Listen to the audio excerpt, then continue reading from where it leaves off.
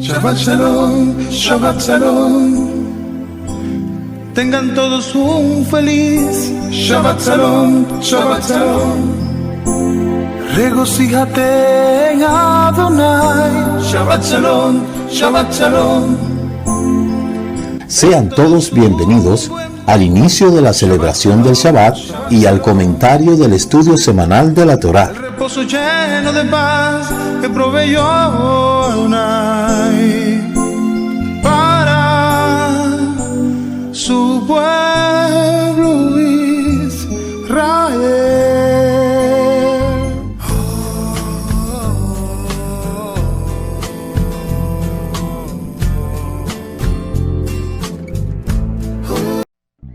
El Shabbat es el séptimo día de la semana, el día de descanso que ha escogido el Eterno para dedicarnos al estudio de su Torá. Desde el viernes al caer el sol, nos concentramos juntos en familia a cumplir con este mandamiento, como lo dice Bereshit, Génesis 2:3. Elohim bendijo el séptimo día y lo separó como Kadosh, porque en ese día Elohim descansó de todos sus trabajos que él hizo. Por eso los hijos de Israel guardarán el Shabbat, observarán el Shabbat por todas sus generaciones como pacto perpetuo. Es una señal entre yo y los hijos de Israel para siempre, porque en 6 días Elohim hizo el cielo y la tierra, pero en el séptimo día descansó. Shemot 31:17. Alza tu copa conmigo y declara: Baruch atah Adonai Eloheinu melech haolam vorepri agefem.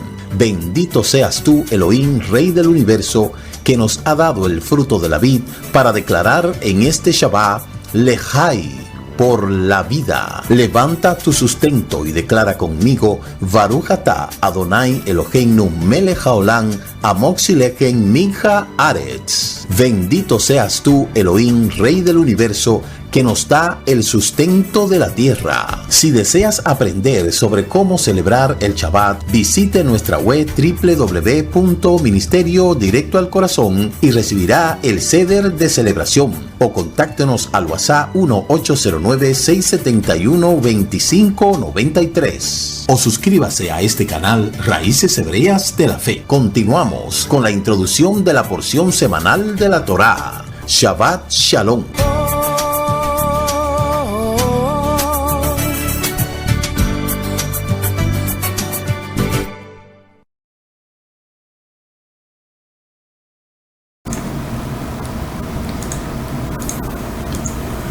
El Shabbat es el séptimo día.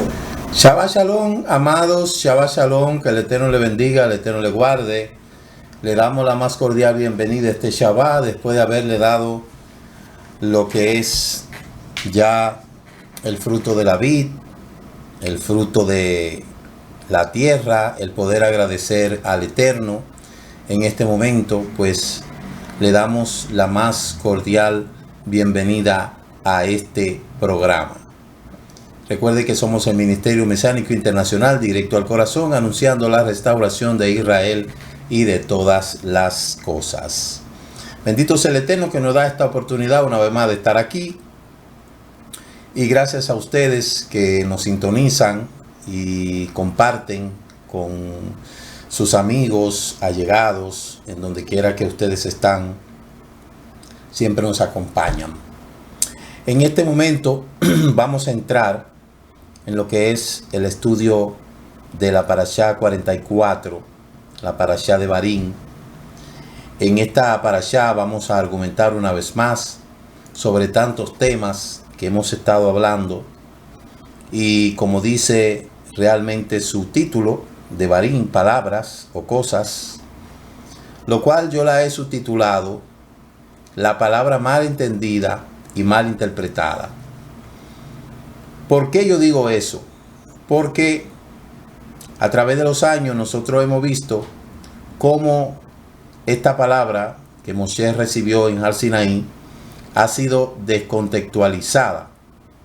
Por eso, en esta porción que abarca el capítulo 1, marca el capítulo 1 hasta el capítulo 3 de Barín, mal traducido Deuteronomio, desde el verso 1 hasta el capítulo 3, verso 22. Y ahí nosotros podemos ver el contenido de esta parashá. Como su nombre lo indica, Devarim, palabra, mal traducido, Deuteronomio. Deu quiere decir segundo, y luego canon, segundo canon. Entonces, este es el quinto libro que escribió Moshe, que es un resumen de todo lo anterior. Hasta este punto, Moshe ha dado todas las instrucciones para poder entrar a la tierra prometida. Ya el Eterno había tratado con Moshe y le había dicho: tú no vas a poder entrar a la tierra. Las razones no se la dio, solamente el Eterno determinó que no. Probablemente por el problema de la roca, cuando le dijo háblale a la roca y él la golpeó. Ya por eso nosotros tenemos una idea más o menos. En la parashá que entra a la 45, ahí dice la parashá que Moshe pudo rogar al Eterno 545 veces para que lo deje entrar a la tierra, y no quiso. No, el Eterno no dijo que no. Muy, muy triste eso. Entonces, esta parashá comienza diciendo que este es el quinto libro que escribió Moshe, como está escrito en el mismo capítulo 31, verso 24, que sucedió cuando Moshe terminó de escribir las palabras de la Torá en un rollo hasta su conclusión. Devarim es una reafirmación de aquella Torá que ya fue dada desde el monte Sinaí en la llanura de Moab, y se diferencia de los otros 4 libros de la Torá de manera que no recopila todas las palabras dictadas por el Eterno directamente, sino que también recoge lo que Moshe pudo recibir y a su vez él la pudo transmitir. Entonces, esos libros que fueron toda una experiencia, hay una instrucción específica en el capítulo 4, verso 2, que dice: no añadirás a las palabras que yo te mando, ni quitarás nada de ella, para que guarde los mandamientos que el Eterno vuestro Elohim os ha dado. O sea, el mismo Moshe dijo: no se le puede añadir a esa palabra, ni se le puede quitar. Tiene que dejarla tal cual.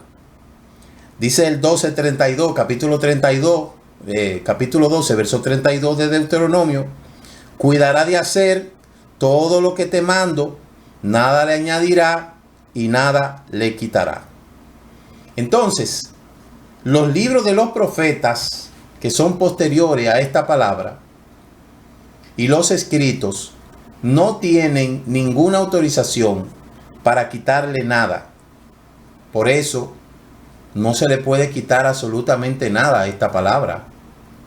Entienda una cosa: esta es la palabra del Eterno, no la palabra de los hombres. Entonces, imagínese lo que ha pasado con esas traducciones desde que cayó en manos de los paganos. Imagínese cuántas transformaciones ha recibido esa palabra. Imagínese cuántos cambios. Imagínese cuántos arreglos le han hecho a esa palabra. Sabemos que hay una versión que se llama la versión de los 70, que fue hecho, ¿verdad?, para supuestamente enviar esas traducciones a 70 lenguas, que es la Septuaginta. Por eso se llama Septuaginta, que es la versión griega. Pero de ahí en adelante, cuando usted busca la composición de la escritura, desde que cayó en manos de los paganos, hay personas que se dedicaron solamente a aprender el idioma hebreo para poder traducir esos escritos antiguos y entonces ellos transcribirlo. Y es ahí donde nosotros hemos venido mirando lo que es toda esa transformación que se le ha hecho a la escritura. Y ya nosotros hemos dado programas anteriores donde narramos se puede decir, eso es como si fuera una palabra que dice que la Torá, que fue recibida en Har Sinaí, un axioma, cayó en manos de los griegos y los griegos hicieron de ella el dogma. Después cayó en manos de los romanos y ellos hicieron la doctrina. Y después cayó en manos de Occidente y de ahí se hizo una empresa lucrativa. Porque desde que esta palabra cayó en manos de Occidente, comenzando con Gutenberg en el 1492, de ahí salieron traducciones tremendas, hasta caer después en manos de los españoles, porque de hecho existía una versión de la Torá en hebreo, español, en ladino, pero cuando se hace la imprenta en Gutenberg, ahí es donde comienzan a copiarse todas esas cosas. Y hemos dicho que una de las peores traducciones son las españolas, que son la Reina Valera, Casidoro de Reina y Cipriano de Valera, donde hicieron tantas transformaciones a esas palabras que es impresionante hasta este punto todas las traducciones que uno ve. Y cada vez que uno ve una traducción, lo primero que uno ve es la portada donde aparece el autor. Se han mucho adueñado de esa escritura, rompiendo con ese fundamento, con ese principio que el mismo Moshe le dijo: ustedes no le pueden añadir ni le pueden tampoco quitar a esa palabra. Y nosotros conocemos de traducciones que andan por ahí que parecen blackboard, rayadas. Esa escritura, después de haber sido tan transformada, tan cambiada, tan variada, tan hecha a pedazos, entonces toman la hoja para hacer cigarrillo, los brujos lo ponen en los altares, el impío lo ponen con el Salmo 91 ahí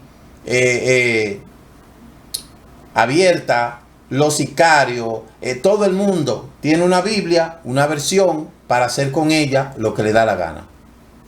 Y es muy triste todo lo que ha pasado desde que sucedió las cautividades, las destrucciones de los templos. Ha sido una cosa tremenda. Entonces, encima de eso, nosotros le sumamos todas las malas interpretaciones que han tomado de ahí. Como dice el axioma, una mala traducción trae consigo una mala interpretación. Una mala interpretación trae consigo una falsa doctrina.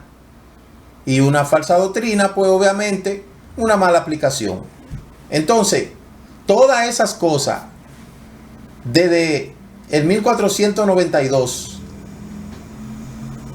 ha sufrido la escritura transformaciones tremendas.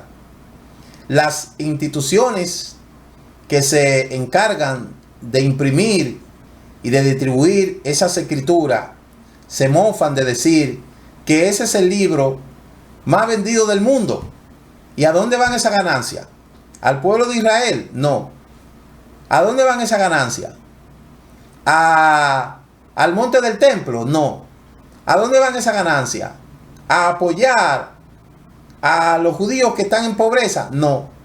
El mundo ha hecho de una escritura que no fue para ellos, han hecho el fundamento de su fe y uno de los negocios más lucrativos que ha existido en toda la historia, que es la confesión, la impresión y la venta de Biblias. Pero en su sentido original, el Eterno le dijo a Moshe: no le puedes añadir ni le puedes quitar, cosa que han hecho en todos los tiempos. Todo el mundo se ha hecho su propia versión de la escritura. Todo el mundo. Usted ve al homosexual agarra la Biblia para justificar su homosexualismo. El borracho agarra la Biblia para poder justificar su embriaguez. Todo el mundo, los sicarios, los ladrones, todo el mundo justifica con una traducción su extravío. Y ese fue el propósito por el cual hicieron todas esas traducciones.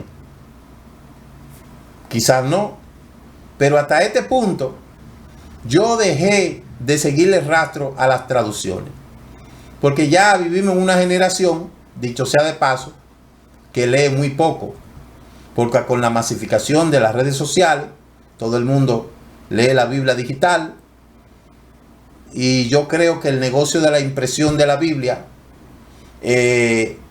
ha ido decreciendo, porque ya la gente no lee la escritura, sino que todo lo quiere tener en el celular. Pero aún con todo y eso, todas esas versiones digitales que hay son una copia de todas las que han hecho. Pero lo peor de todo es este tema que le vengo a traer. Recuerde que yo le puse en un subtema que dice que la palabra mal entendida y mal interpretada. Pero también ahí yo tengo que añadirle mal aplicada, mal entendida, mal interpretada y mal aplicada. Porque eso es lo que han hecho con la Torá. La Torá no la han entendido como es. No la han interpretado como es y no la han aplicado como es. Y yo creo que en algún momento el Eterno ha de juzgar a todo aquel que ha hecho con esta palabra lo que le ha dado la gana.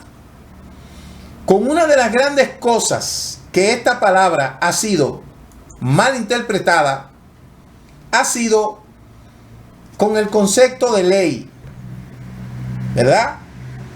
Ese ha sido uno de los puntos que, agarrando la propia escritura, entonces han tergiversado ese concepto de ley para justificar la famosa gracia. Por eso, cuando nosotros hablamos de la organización del poder judicial en todos los países, eso tiene una organización. Para que ustedes me entiendan, una organización. Eso tiene una organización. ¿Cómo está compuesto, por ejemplo, el Poder Judicial aquí en República Dominicana? Está desde abajo los jueces de paz, un juez de paz que son elegidos por voto popular, resuelven conflictos por medio de la conciliación y en caso de ser necesario expide una sentencia. Están los jueces de ejecución penal, están los jueces de instrucción, los jueces de la primera instancia, la Corte de Apelación y la Suprema Corte de Justicia, que es el máximo representante de lo que es la justicia, la Corte Suprema, que emite procedentes judiciales, revisa los recursos de casación, en los cuales verifica la correcta aplicación del derecho. Ahí esa estructura de poder judicial está configurada por la sala superior, los jueces especificados, los jueces de paz, de lo que hacen una deliberación, y está el juez de paz, que son los elegidos por voto. Entonces, esa es una estructura del poder judicial en todos los países. Funciona de una manera, funciona de otra. Ahora bien, ¿cómo está instituido el poder judicial en Israel? Para yo llegar al punto en donde quiero hacerle llegar. La Corte Suprema de Israel, ¿cómo está compuesta? La Corte Suprema de Israel está formado por tribunales especiales con un juez, tribunales con jurisdicción específica de tránsito del trabajo juvenil y municipales, tribunales administrativos, tribunales religiosos, que ahí es donde quiero que usted me ponga la atención, el juzgado de paz, el tribunal de distrito, la segunda instancia, el tribunal supremo, y ese es el poder judicial civil de Israel. El poder judicial completo, que incluye también el poder, los tribunales religiosos. Pero eso es en cuanto a lo que es el concepto de la justicia en Israel. Ustedes escucharon hace un tiempo que en Israel había una situación de que querían reformar el sistema judicial porque había peligro en oposición por la Amnistía Internacional. Esto pasó el 15 de septiembre. Lo que estaba pasando allí era que los planes del gobierno israelí para reformar el sistema judicial, que seguían enfrentándose en una intensa oposición, el 12 de septiembre del 2023, el Tribunal Supremo de Israel, estamos hablando del Tribunal Supremo Civil, como Tribunal Superior, empezó a estudiar las mociones contra la primera legislación de forma aprobada por el Knesset, que desde que se anunció la primera vez la reforma, que a comienzo del 2023, cientos y miles de israelíes estaban participando en protesta. ¿Qué era lo que estaba pasando allí?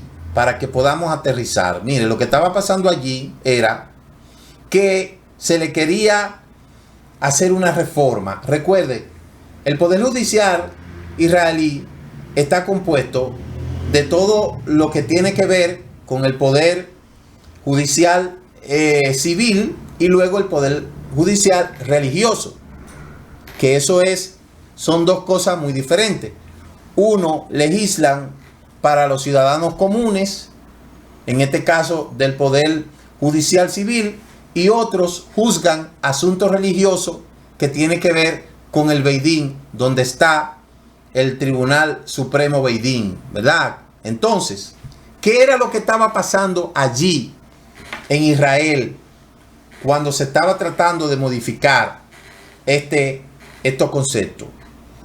Lo que estaba tratando de modificar es otorgar al gobierno de Israel el poder absoluto sobre el nombramiento de jueces y fiscales. Eso era lo que se estaba allí debatiendo.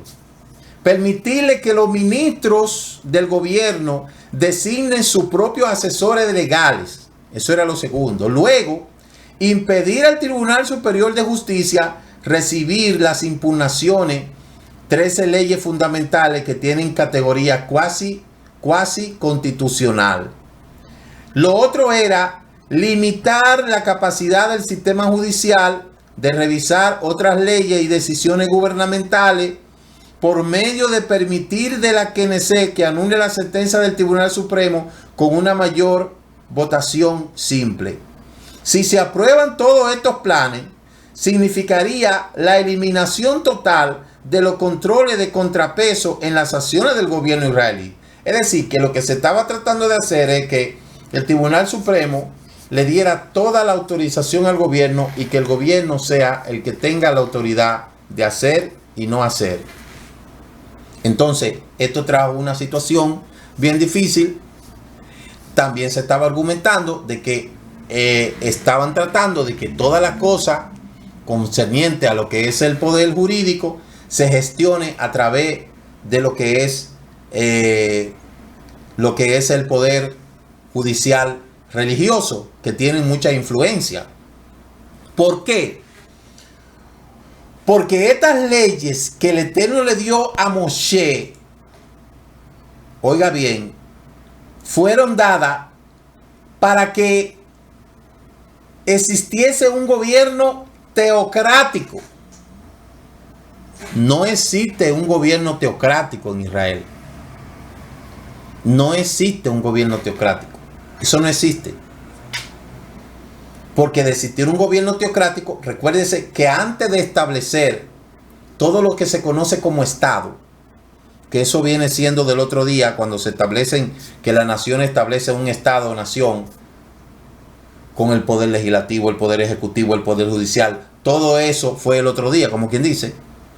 Y antes, en las antiguas civilizaciones, estaba el rey y estaba entonces un número de personas que él tenía para que hicieran, no se le llamaba cónsules, no se le llamaba representante. Por ejemplo, en el caso de Egipto se le llamaba el visir, y tenían un cuerpo de hombres que ayudaban al rey a hacer este tipo de tratos en el pueblo y hacer la justicia, los representantes del rey, pero no existía un estado como tal.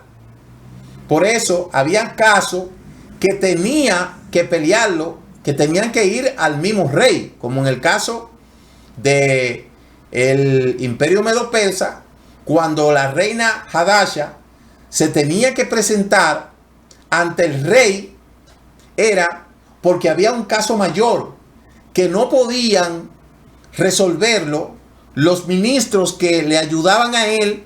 Por eso fue que la reina Hadasha Esther tuvo que poner en juego su vida, porque era reo de muerte la persona que se presentaba ante el rey sin haberlo llamado. Eso era reo de muerte. No existía poder ejecutivo, poder legislativo, poder judicial, no existía nada de eso. Existía el rey, lo que el rey designaba para ser sus ayudantes, y eso era lo que existía. No había nada de esto. Entonces, en Israel existían dos poderes, el del rey y de los sabios, que eso es muy diferente. Entonces, actualmente Israel está compuesto por el poder legislativo, el poder ejecutivo y el poder judicial. El poder judicial está dividido en dos fracciones. Uno es el poder judicial civil y el poder judicial religioso. El poder judicial civil se encarga de todo lo que tiene que ver con asuntos penales, como usted lo puede ver aquí.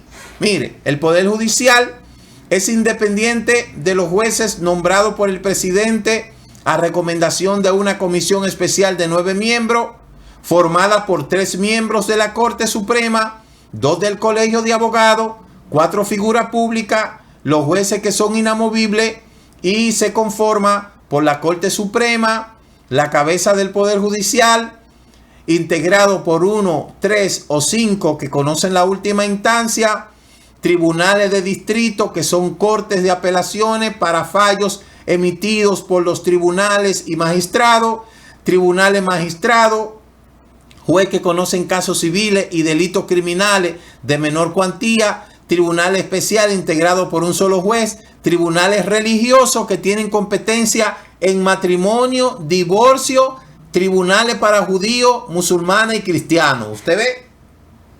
Ese tribunal religioso es lo que se conoce como el Beidín, que en la estructura está compuesto por 1, por 3, por 5, por 9, y el Supremo, que está compuesto por 71 miembros. Entonces, de eso se trata el poder judicial, la división de poder en Israel, porque Israel es un país como cualquier otro. Ahora bien, dentro de lo que es el poder religioso, la composición está de acuerdo a lo que es la halajá.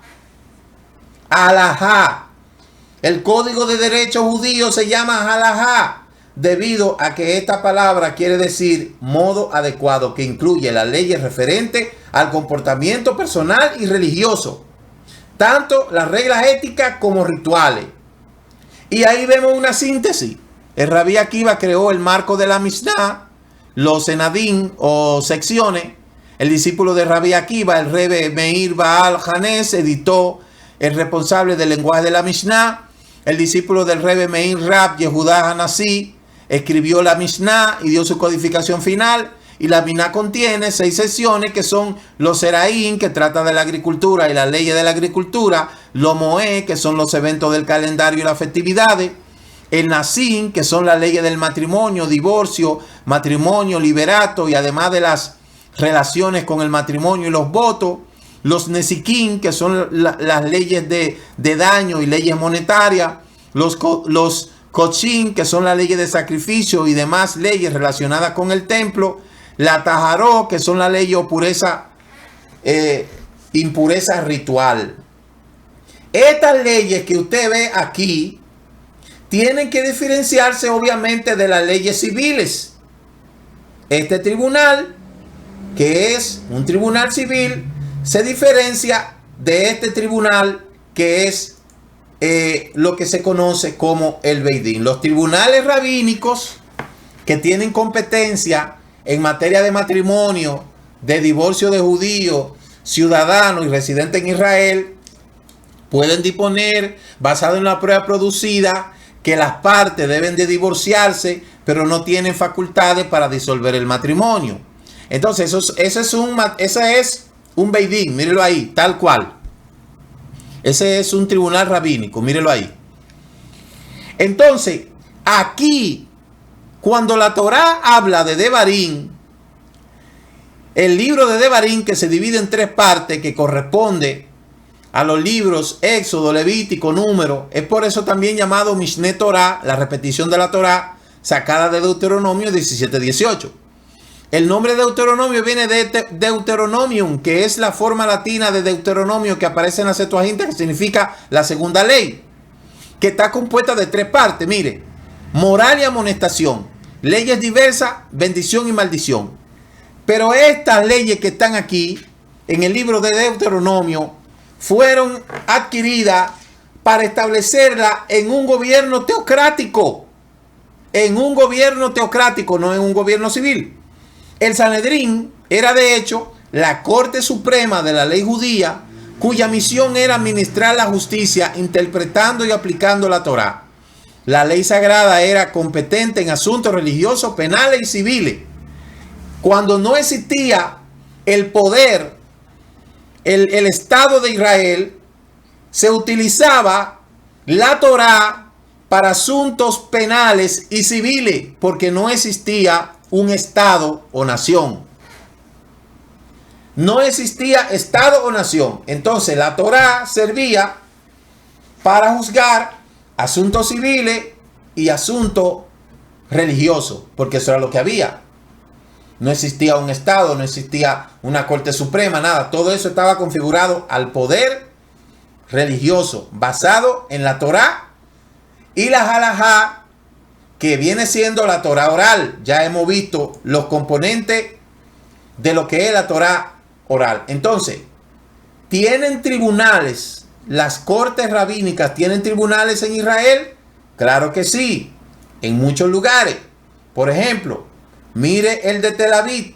Ese es la corte de Tel Aviv, la corte rabínica de Tel Aviv. Usted lo está viendo. Ahí se juzgan. Ahí no se juzgan asuntos civiles. Ahí se juzgan asuntos religiosos relacionados con lo que tiene que ver la religión, las conversiones. Ellos son que monitorean las conversiones. Ellos monitorean lo que es los problemas dentro de los propios religiosos. Eso se juzga ahí. Ahora, cuando hay cosas que involucran un daño civil, entonces eso se emite a lo que es un tribunal civil. Todo lo que, por ejemplo, que el Eterno no lo permita, un judío mata a otro, eso no lo va a juzgar la corte rabínica, eso lo va a juzgar la corte civil, ¿verdad? Entonces, esos casos de la corte rabínica solo se van a juzgar asuntos relativos a la religión. Ahí se aceptan las conversiones. Cuando una gente se quiere convertir al judaísmo, tiene que ir a una corte rabínica. Cuando se quiere divorciar, tiene que ir a una corte rabínica. Porque en Israel no existe, se puede decir, el matrimonio civil. No existe el matrimonio civil. Todo el que se quiere casar en Israel tiene que pasar por una corte rabínica. Entonces, esto es lo aplicado a la halajá. Entonces, mire, eso es una corte rabínica. Esto es una corte rabínica. ¿Ve? Ahora bien, hemos llegado al punto donde yo quiero explicarle qué fue lo que los traductores nunca entendieron concerniente a lo que es la ley. Usted me escuchó todo lo que yo tengo explicándole acerca de lo que es la diferencia de la corte civil y la corte rabínica. Son dos. Están dentro de una misma estructura del Poder Judicial, pero con funciones diferentes. En la corte civil se trabajan los asuntos civiles. La corte rabínica tiene que ver conversiones, temas propios de la religión y todo eso. ¿Puede incidir la corte civil en la corte rabínica? Quizás, tal vez, no estoy seguro. ¿Puede incidir la corte rabínica en la corte civil? Sí. ¿Tiene más poder la corte religiosa sobre el civil que el civil sobre la religiosa? Si un juez de una corte rabínica emite algo, es muy probable que en una corte civil no se pueda eso revocar. El actual Estado de Israel, entienda eso, no es teocrático, es democrático con una tendencia teocrática por el concepto de la ley del rabinato, de la ley rabínica, que es un poder en Israel. Ahora le voy a explicar más profundo. El Vaticano tiene sus tribunales. Y muchas veces ellos determinan cosas dentro de lo que son sus tribunales, asuntos religiosos. Pero cuando un sacerdote es acusado de violación, no es juzgado por un tribunal religioso del Vaticano. Tiene que ser juzgado por un civil. Y eso pasa en todos los países, porque la religión no puede tener más poder que un código procesal de un país, que un código civil, porque no estamos en un gobierno teocrático, estamos en un gobierno democrático, donde hay leyes, donde hay derechos humanos, donde ya no estamos en la antigüedad, donde solamente existía el rey, el pueblo y los súbditos del rey. Ya no estamos en esa época. Ya no estamos en un gobierno donde solamente es el rey, su súbdito y el pueblo. No. Ahora existen leyes. Ahora existen normas. Ahora existen fundamentos donde hay que obedecer a todas esas estipulaciones. Ahora bien, los poderes religiosos como los talibanes, ellos tienen su corte. Ellos sentencian, ellos juzgan, ellos condenan y ellos matan según su código de leyes que ellos tienen, ¿verdad? Eso pasa en las religiones, muchas religiones lo tienen en el Medio Oriente, tienen castigos sumamente extremos. Lo mismo pasa en otros países donde no tienen ese tipo de código religioso, pero sí tienen un código civil muy fuerte, como por ejemplo en China, ¿verdad? En China, por allá, por Corea y en muchos lugares, en la misma África, hay tribus que tienen su corte de justicia dentro de ellos mismos, dentro del clan, dentro de la tribu, ellos mismos hacen su justicia. Entonces, cada pueblo tiene su manera de juzgar a sus súbditos según su cultura y según lo que es todo lo relativo a ello.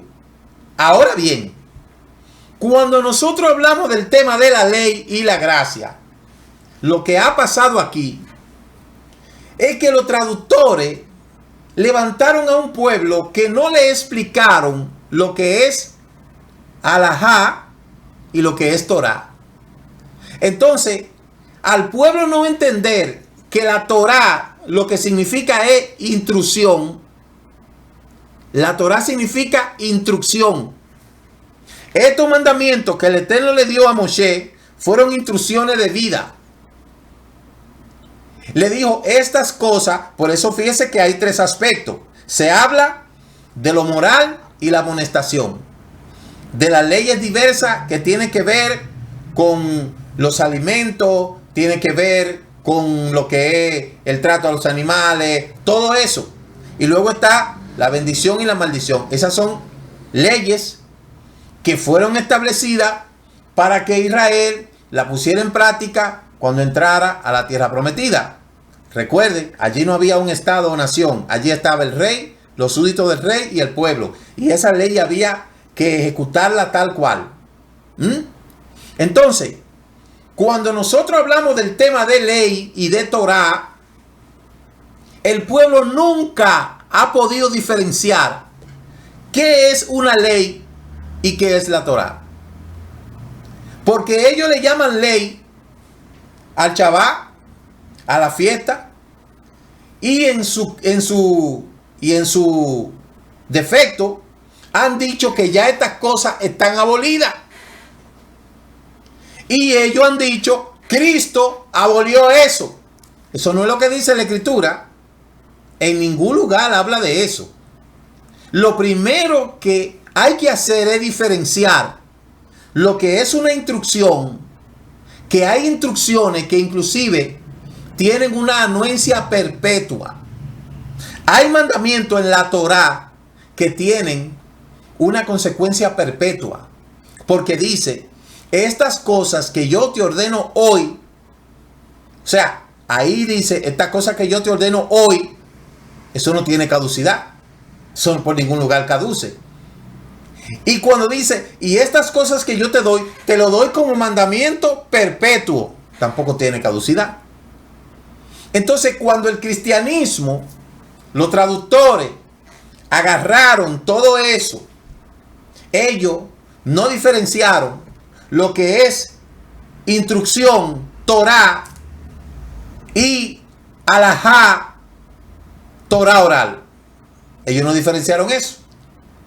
Entonces la gente que no entiende, ahí es cuando hablamos del tema de la ley y la gracia.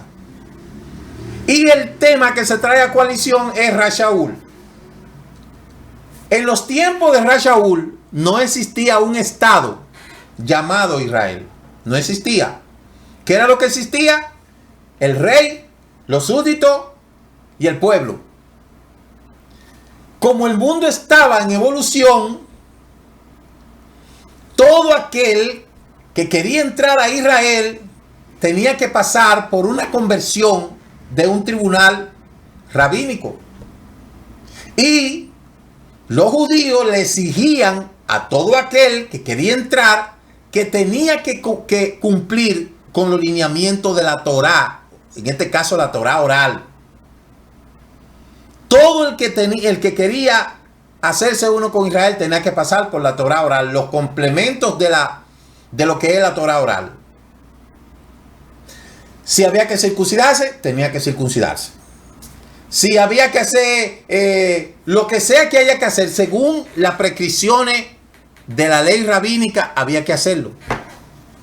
Entonces, cuando Rashaúl le dice a los Gálatas, ustedes comenzaron en el espíritu y terminaron en la carne, no le está diciendo que no deben de celebrar Shabbat, ni está hablando de Rocodé, ni está hablando de fiesta, ni está hablando de nada de eso. Está hablando en cuanto a lo que es la conversión.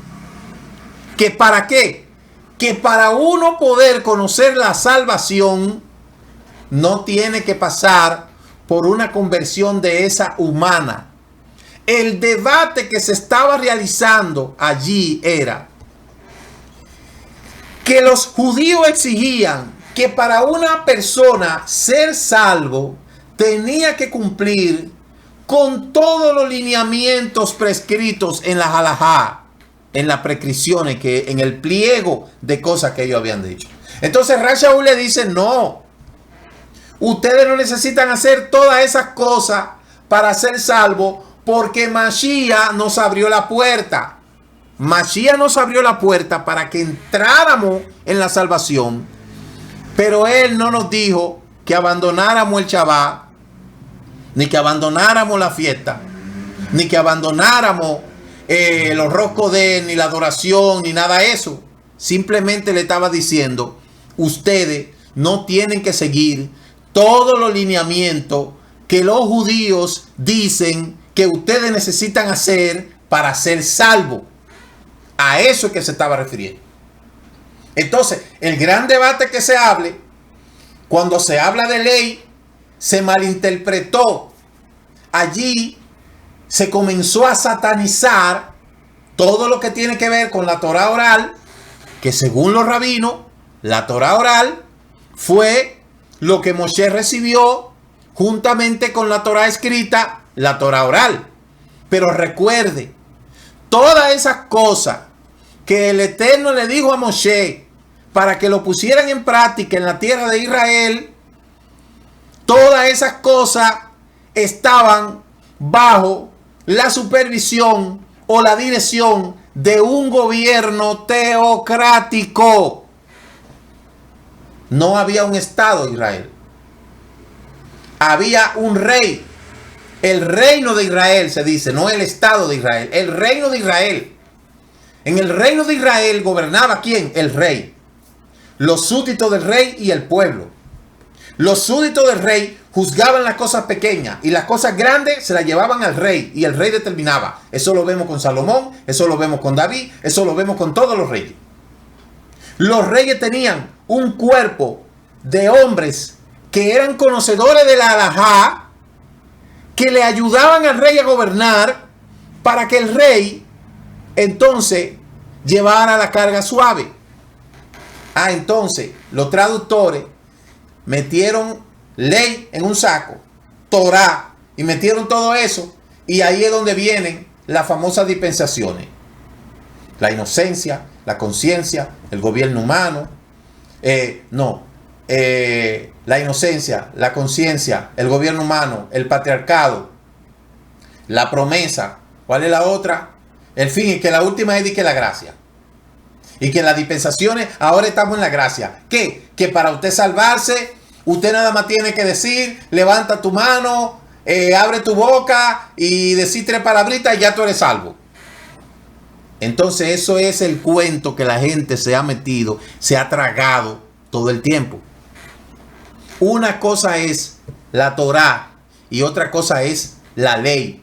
La composición de la Torá son los 5 libros de Moshe, que de ahí se saca lo que es parte de la halajá. Pero la gran composición de la halajá está derivada de opiniones de los rabinos como el Talmud, la Mishnah, la Gemara. Y luego todo ese componente que son para dirigir la comunidad religiosa que sigue las tradiciones de los rabinos. Entonces, no es verdad que estar bajo la ley es guardar Shabbat. O sea, la gente nunca ha entendido este concepto porque no entiende realmente el concepto de lo que es ley. Y tampoco entienden el concepto de lo que es Torá. Torá no es ley. Torá es instrucción. Ley, eso es mandamiento expresado en ordenanza. Los hombres todo el tiempo han obedecido los mandamientos de los propios hombres. En el caso del judaísmo de hoy, hay tradiciones que se pasaban de boca en boca y lo que hicieron los rabinos fue que esas tradiciones que se pasaban de boca en boca, entonces lo aceptaron en el Talmud, la Gemara, la Mishnah y todo eso que les he hablado. Y esa es la línea que sigue lo que es la tradición halágica, la tradición halágica de Israel, que es precedida por todos los lineamientos que establece el judaísmo como religión, como así el catolicismo tiene sus leyes. Para una persona hacerse sacerdote no puede venir para hacer una puerta y decir de un seminario, ya yo soy sacerdote. No, tiene que entrar al seminario, tiene que pasar por un proceso y por eso hay un tribunal ahí que juzga ese tipo de cosas. Ahí. Lo mismo tienen los árabes, lo mismo tienen los talibanes, lo mismo tienen muchísimas religiones. Entonces, a los únicos que han descontextualizado, tergiversado, magullado, ha sido a los judíos. Por eso cuando una gente me viene y dice a mí que estamos en la gracia, yo le pregunto, ¿en cuál gracia? ¿Qué significa la palabra gracia? Porque ellos lo que entienden es que el Jesús de ellos vino y abolió toda la Torá, toda la ley de Moshe. Escúcheme, la ley de Moshe tiene dos aspectos. Uno es la Torá escrita y otra es la Torá oral, que es las tradiciones de los sabios, que es las tradiciones de los ancianos, las tradiciones de los hombres a través de la historia, que dicho sea de paso, esa tradición oral llamada alajá es lo que ha permitido que Israel haya podido tener un cerco y que hoy nosotros hayamos podido conocer lo que es la Torá. Si los sabios de Israel no hubiesen puesto un cerco y lo hubiesen dejado todo a la manera de como la gente quiere hacer todo lo que le da la gana, ni existiera escritura, ni existiera Israel. Entonces ahora yo le voy a decir una cosa. Si usted se quiere convertir al musulmán, ¿usted cree que eso es simplemente ya me pongo una cosa y ya yo soy musulmán? No, eso tiene un procedimiento. Si usted se quiere hacer católico o se quiere meter a un seminario de eso, ¿usted cree que usted va ahí? Ah, sí, mire, yo me voy a hacer así y ya. Y en cada cosa que usted quiere incursionar hay requisitos que usted tiene que cumplir. Entonces el judaísmo no es la excepción. Una persona se quiere convertir al judaísmo, lo primero que tiene que comenzar a estudiar. ¿Qué tiene que comenzar a estudiar? Tiene que comenzar a estudiar la halajá, tiene que comenzar a estudiar todas esas cosas, tiene que comenzar a aprender. Y luego, cuando esa persona decida ya convertirse, ya que haya pasado por todos los procesos, entonces va a pasar ante un tribunal parecido a este, que va a evaluar su conversión y va a aceptar la conversión y va a decir, ya tú eres judío. Ya tú eres judío. Y muchas veces la persona se convierte y aún no es judío, pero es converso.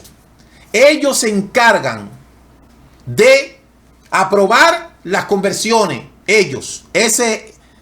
Todo lo que tiene que ver con la religión. Ahora bien, en ningún lugar, en ninguna parte de la escritura dice que para usted ser salvo, usted se tiene que convertir ante un consejo rabínico, porque si no usted se va a perder. Eso no lo dice la escritura. Y la historia no me deja mentir. Todos los hombres que han conocido al Eterno no ha sido por decisiones personales, humanas, sino personales. Entonces, ¿quién tiene autorización de aprobar cuando una persona está buscando al Eterno y viene en Teshuvá? Es el Eterno. Y ahí es donde entra Mashiach.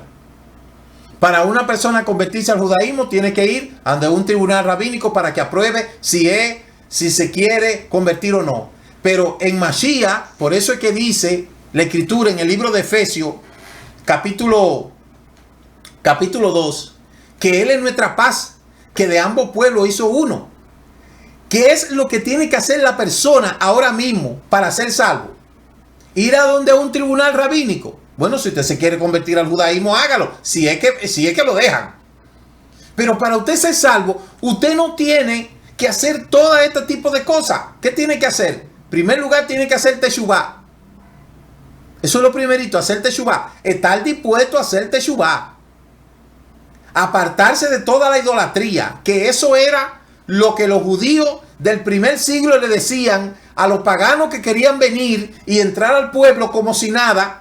Por eso le exigían, usted tiene que circuncidarse, usted tiene que dejar la idolatría, usted tiene que dejar de comer ahogado, usted tiene que dejar la fornicación, usted tiene que dejar hacer las cosas malas para que entonces usted venga y pertenezca al pueblo.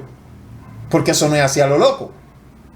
Ahora bien, ahora el Eterno dice, Mashiach vino, nos abrió la puerta.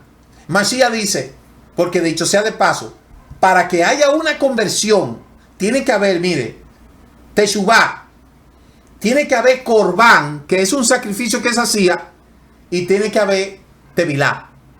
Entonces, milá, la brimilá para los hombres, corbán y tevilá. Esas son las tres cosas para hacer conversión. El corbán es el sacrificio. Las conversiones ahora en cualquier Beidín son simbólicas, porque allí no se puede ir a degollar un pollo ni a hacer un sacrificio, ¿verdad? Porque no hay Beit Amistad. Los sacrificios están detenidos. Y con todo eso usted ve que en Yom Kippur los judíos sacrifican un gallo, un pollo. Eso está prohibido.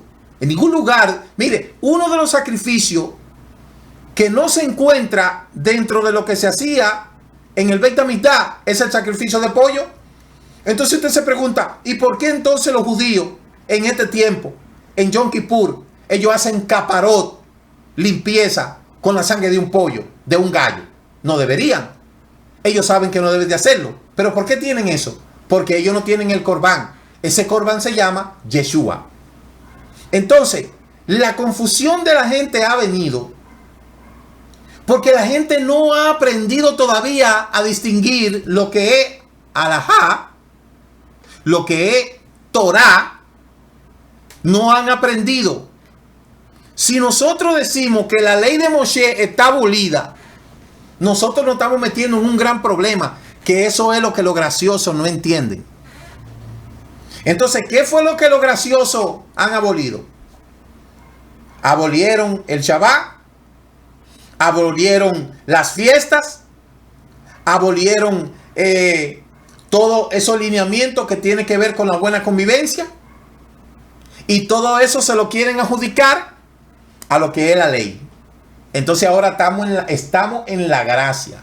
Pero yo le pregunto, ¿en cuál gracia? Si todo el tiempo ha existido gracia. La escritura dice en el capítulo 9 de Génesis que pero Noé halló gracia. Capítulo 8, pero Noé halló gracia.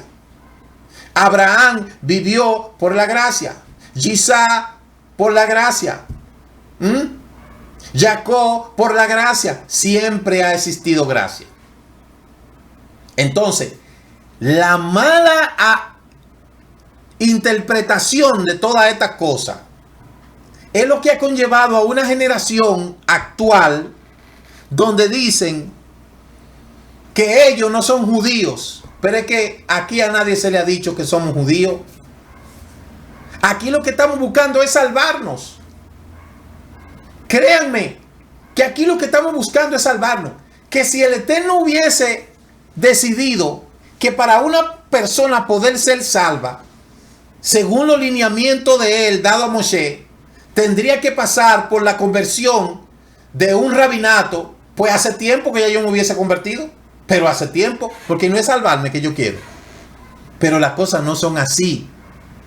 Si una persona se quiere convertir al judaísmo, bajo los lineamientos que prescribe el judaísmo, hay que respetarle a ellos todas las prescripciones que ellas quieran, porque ellos no andan buscando a nadie, y es la persona que quiere ir a convertirse, como cuando usted se quiere convertir al musulmán, se quiere convertir a la cristiandad. Cuando una persona se convierte a la cristiandad, usted cree que es nada más de qué, ven, levanta tu mano, acepta Cristo y ya tu nombre está escrito allá. ¿Quién le dijo eso a usted? Y no tiene que pasar por un proceso de purificación, de preparación.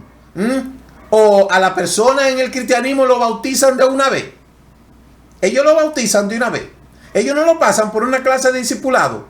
Entonces, esas cosas son humanas. Y dicho sea de paso, la gente habla mucho.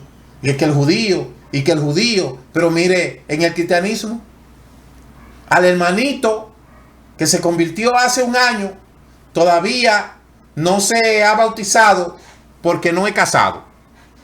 Y no puede subir al altar. Pero entonces viene el político, mentiroso, viene el político y lo dejan subirse ahí arriba. Y por eso que yo le digo a la gente, ¿cuál altar? ¿Cuál altar? ¿De qué altar me están hablando? Entonces, ¿dónde dice la Biblia que para una persona bautizarlo tiene que estar casado? Yo quiero que me digan dónde dice eso. ¿Dónde dice eso? En el dogma. Porque ellos inventaron su dogma. Cada religión tiene su propio librito. Busquen los libritos doctrinarios y dogmáticos de cada religión para que usted vea lo que ellos han establecido, lo que es pecado y lo que no es pecado, lo que tiene que hacer un hombre, lo que tiene que hacer la mujer, cómo debe de hacer esto. Todos son procedimientos de las religiones. Ah, pero entonces nada más a los judíos que se atacan. Si yo me hubiese querido convertir al judaísmo, hace tiempo que yo me hubiese convertido. Pero para yo ser salvo, yo no tengo que convertirme al judaísmo, pero sí tengo que convertirme al Elohim de Israel. El yo convertirme al judaísmo es una decisión personal. Pero el yo convertirme al Dios de Israel es una decisión de vida. ¿Qué exige el Eterno para que nosotros nos convertamos en Teshuvá a Él? Primero, reconocer que Él es uno. Luego, dejar la idolatría y dejar todas esas cosas que Él tiene como malas. Y después, comenzar a estudiar la Torah, comenzar a guardar el Shabbat, comenzar a guardar la fiesta, comenzar a estudiar la Parashá. Y por ahí comienza el servicio nuestro al Eterno. Entonces, cuando una persona te venga a decir a ti que estamos en la gracia, tú tienes que preguntarle por qué estamos en la gracia. Y cuando te vengan a decir a ti que la ley está abolida, pregúntale por qué la ley está abolida y de cuál ley tú me estás hablando. La ley de Moshe, ¿cuál ley? Ah, por eso es que la gente coge prestado y no paga. Por eso es que la gente abusa.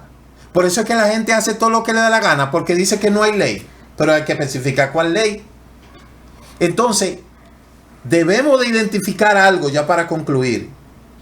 Primero, haga una diferencia entre lo que es la halajá, y lo que es la Torah. Son dos cosas muy diferentes. La halajá son los procedimientos, estatutos, normas que tiene la tradición judía como religión. Pero la Torah es la instrucción de vida. Una cosa desciende de la otra. ¿De dónde viene la Torah oral, como se le llama, la halajá? De la Torah escrita. Y por eso es que yo le digo a usted que todo lo que la halajá, la tradición, me enseñe para obedecer la Torah, si yo veo que me conviene, yo lo obedezco. Si yo veo que no me conviene, yo no lo obedezco, yo no lo hago. ¿Por qué? Porque no es la Torah escrita que nació de la halajá, sino la Torah oral o la halajá nació de la Torah escrita. Entonces, ¿qué es lo que debemos nosotros seguir? Debemos de seguir la Torah escrita, los mandamientos de Moshe. Obviamente hay cosas ahí que ya no se practican. Por ejemplo, los sacrificios. Pero si usted se pone a estudiar halajá, y si usted se pone a estudiar, por ejemplo, lo relativo a lo que es la semilla de la halajá, la agricultura, usted aprende cosas interesantes ahí. Usted aprende el derecho de propiedad, usted aprende muchísimas cosas que lo que le van a usted es ayudar a usted tener una buena convivencia. Pero satanizaron a los judíos. Dijeron, no, eso es la ley. Los judaizantes. Y yo le digo una cosa. ¿Qué es peor? ¿Judaizar o cristianizar? Dígame, ¿cuántos judíos han sido asesinados por cristianizarlo? Muchos. Roma en el cristianismo ha asesinado más judíos. Si no, busque la historia. Busque el objetivo de las cruzadas. Busque el objetivo de la Santa Inquisición.